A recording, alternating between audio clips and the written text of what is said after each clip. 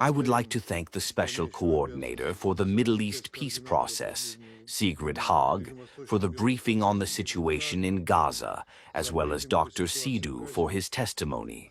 I would like to take this opportunity to express solidarity with the Humanitarian Coordinator, Tom Fletcher, in connection with the attacks against him following his last briefing at the Security Council. Mr. President, every new day brings tragic news from the Palestinian-Israeli conflict zone. The headlines of the news media are full of reports on new anti-records, on the number of killed children and women, journalists and humanitarian workers. The attacks on schools and hospitals have not surprised anyone. They have become a monstrous reality for the residents of enclave, and we can only guess how those in Gaza are prepared to selflessly fulfill their humanitarian duty to the Palestinians. Despite this, there is still hope for a peaceful solution to the conflict and a resumption of the January agreement, which has been heeded by reports of the intensified efforts of the mediators. However, this was not destined to happen.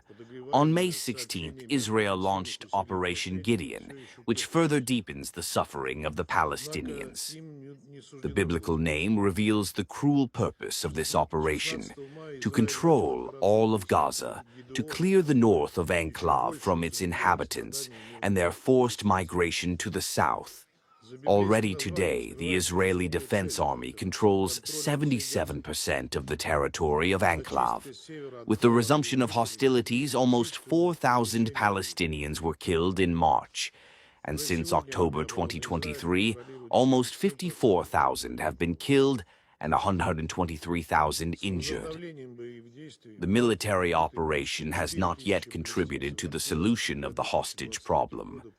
The only hostage who was able to be released recently, the Israeli-American citizen Gideon Alexander, was handed over to the Hamas representatives as a gesture of goodwill. Another 33 hostages were able to return home and meet with their families as a result of the January agreement. The fate of the other hostages amid the active hostilities in the sector remains to be seen.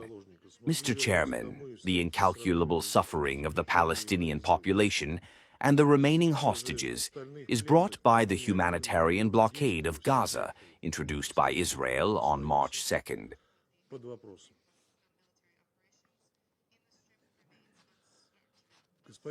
Despite the point of weakness of the Israeli side, as a result of which 400 trucks with aid were allowed to be transported last week, the blockade continues. The aid provided to the trucks is nothing more than a drop in the ocean against the background of overshadowing needs. Let me remind you that even before the blockade, at least 600 trucks were required to be transported daily to manage the humanitarian situation in Ankara. Now the situation is much more catastrophic. Most of the supplies of medicines and medical supplies have run out, and there is a sharp shortage of fuel for the basic infrastructure. People are in despair. We have seen what happened at the point of distribution of aid to the Global Gaza Humanitarian Foundation.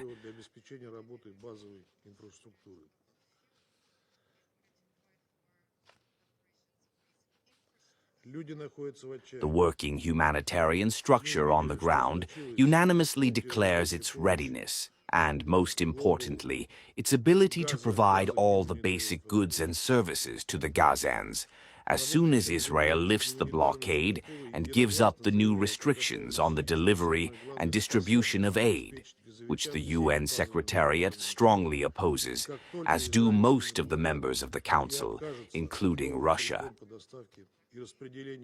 The proposed Israeli plan goes against humanitarian principles, does not take into account the needs of certain categories of citizens, including those who live in remote areas, and in general poses a threat to the lives of Palestinians and humanitarian workers.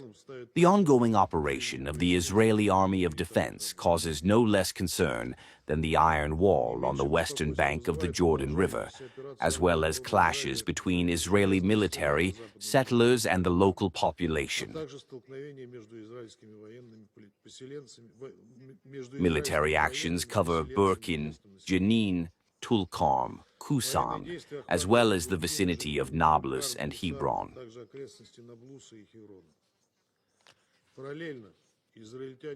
At the same time, the Israelis destroy Palestinian real estate and carry out mass arrests of the local population.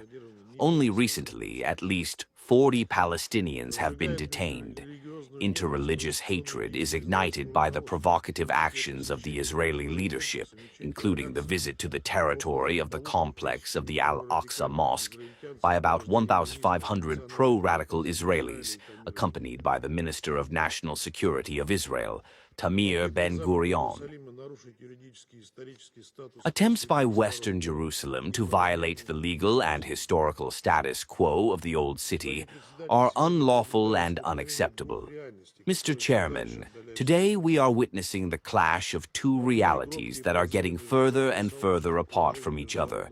On the one hand, there are the loud calls of the international community to respect international humanitarian law, ceasefire, and the release of detainees to implement a bilateral solution.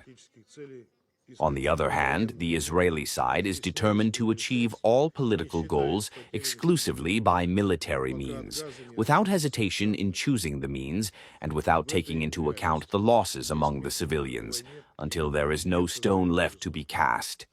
In this reality, there is only a place for war and ancient cruelty.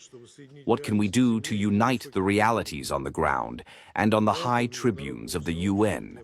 For this, the international community must make genuine efforts to assist in solving the root cause of the conflict, the non-implementation of the unwavering right of the Palestinian people to create their own independent state on the borders of 1967 with the capital of Eastern Jerusalem, a coexisting peace and security with Israel.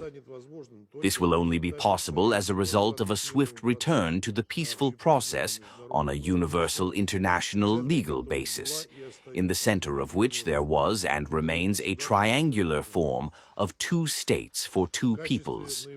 As the most urgent step on this path, the UN Security Council should send a clear signal to the parties about the unconditional cessation of hostilities and achieve the withdrawal of the humanitarian blockade from Israel, which would create favorable conditions for the release of the remaining hostages and prisoners and contribute to the restart of the peaceful process of the Palestinian-Israeli settlement. The tragedy that is happening before our eyes in Gaza is, among other things, a result of the insufficient determination of the international community to achieve the implementation of its own decisions on the creation of two states, Israel and Palestine. Despite the extremely complex context, mutual grievances and escalating emotions are convinced that we must achieve that two peoples overcome the decades of hostilities and achieve a peace that will lead to stability, security, and prosperity of the entire Middle East region. Any other scenarios pose serious risks, not only for this region, but for the entire humanity.